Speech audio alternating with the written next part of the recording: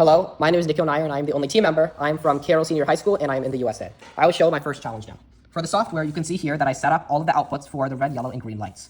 Next, in the loop, I have red, turning on red, turning on green, off green, turning on yellow, and turning off yellow in an infinite loop. And the delays between them is how long they're off and on. For the hardware, I have the Arduino connected up to my computer through a cord, and on the breadboard, I have the lights turning on in sequential order of red, green, yellow connected with the resistors and the wires. Hello, I'm Nikhil, and here's my challenge 2. To begin, I assign two variables for input port and output port. Next, in the setup, I assign them to their respective variables. In the infinite loop here, I have a Boolean variable saying that if the button is clicked, then it will repetitively alternate very fast. However, if the button isn't clicked and the Boolean value is 0, then it will alternate slowly. For the hardware, I have my Arduino connected to the breadboard and my computer, and the light is ticking slowly when I am not pressing the button. However, when I click the button, it becomes very quick. And if I take it off again, it alternates slowly. Hello, it's Nikhil, and this is challenge 3. To begin, I have the input where I assign it to a variable of 5. Next, for the setup, I have a serial code line where it connects to my Arduino. Next, I have the pin mode assigned it to input port, and for my infinite loop, what I have is a Boolean value saying that if the button is not pressed, it should send low. However, in the else statement, if it is pressed, it should send high, and I have delays between them.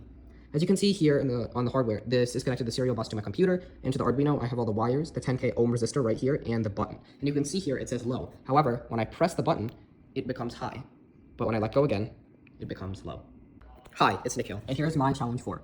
To begin, I have the input port that I assign as a variable for my analog. Next, I have the setup. In the setup here, I assign the serial to establish the connection between my Arduino and my computer, and I have all my pin modes. Next, in the infinite loop, based on the analog value which I print, I compare them with a lot of if statements to determine how many lights will turn on.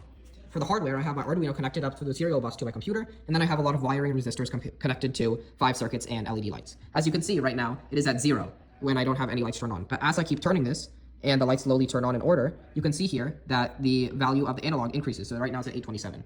And when I go to the top, it's at 1023. And then when I go all the way back and down, it goes back to 0. Hi, it's Nikhil, and here is my challenge 5. To begin, I set 2 integer variables, input port and output port. Next, I have the setup where I establish the connection between my computer and Arduino through the serial bus and the pin mode for the output. With the infinite loop here, I have an integer variable saying and recording how high the potentiometer reading is. Next, I use that value to convert to how bright the light should be in the following line, with a delay of 5. Here, the serial bus is connected up to my computer through the Arduino, and I have 2 circuits, for the light and for the potentiometer. As you can see, when the potentiometer is 0, the light isn't turned on. But as I increase it and the value increases, it becomes very bright. Then, when I decrease the potentiometer, the reading is 0 and the light is not there. Hello, I'm Nikhil, and here is my challenge 7. To begin, I import the server library. Next, I set 2 variables, input and output, and then I label a variable for my servo. Next, for the setup, I have the pin mode for input, and then I connect my servo for the output. For the infinite loop here, I have a current analog signal as a variable to read the potentiometer value and convert it into movement for my servo. Next, I have all of them connected from my Arduino computer and my servo and DC motor, and the servo has a pen connected to it. When I plug it in, then the DC motor starts running connected to the paper, and then when I turn my potentiometer, it starts drawing circles here, as you can see. And when I take it off, you can see the circles created from my pen connected to the servo motor. Hello, I'm Nikhil, and here's my challenge 8. To begin, I set all the input variables to ports, and then I have my setup where I have the pin modes for all of those outputs. Next, for the infinite loop, I have a for loop running from 0 to 9, and for each case, I tell the LCD display with digital write commands what parts of the display to highlight for different visualization of numbers. Next, I have my Arduino connected up to my serial bus and my computer, and I have the hardware here. As you can see, it starts from 0, and it goes all the way up to 10, or to 0. But when I click the button, it goes back to 0. And if I click it here again, it goes back to 0. Hello, I'm Nikhil, and here's my project 10. To begin, I set 2 variables, for the buzzer and potentiometer. Then I have the setup for input and output. Next, for the infinite loop here, I use a potentiometer I use the analog read function to analyze the potentiometer's value, and I convert it to hertz for my piezo buzzer, and then I display it.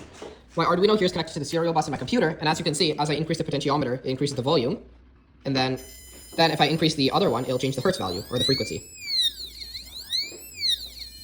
Hello, I'm Nikhil, and here is my project 11. To begin, I can do 2 libraries and a variable, connect my servo, and then I have all the setup for my keyboard to connect. Next, in the infinite loop here, I have a sense the key, and I check it with a lot of if statements to see which button was pressed, and then add it to the input to see if it matches my desired password. Then I have my Arduino to connect to my serial bus and computer, and I have my servo and my keypad. Right now, the password is 504504. As you can see here, when I click 504, and I click the submit button, my Arduino turns to unlocked. However, if I type a wrong password like 63 and I click and submit it, it stays unlocked. Hello, I'm Nikhil, and here's my challenge 12. To begin, I set 2 variables for input and output. Then I assign them for input and output and set up the connection for the serial bus. In the infinite loop here, you can see I set integer values to read the photoresistor, and then depending on that value, I check to see if it's dark enough to light up the LED or not. Then for the hardware, I have my Arduino connected to the serial bus through my computer. And then here you can see all the hardware with the resistors. And as you can see, when the light is off, you can see that the photoresistor is bright. But when it becomes dark for the photoresistor, the light turns on.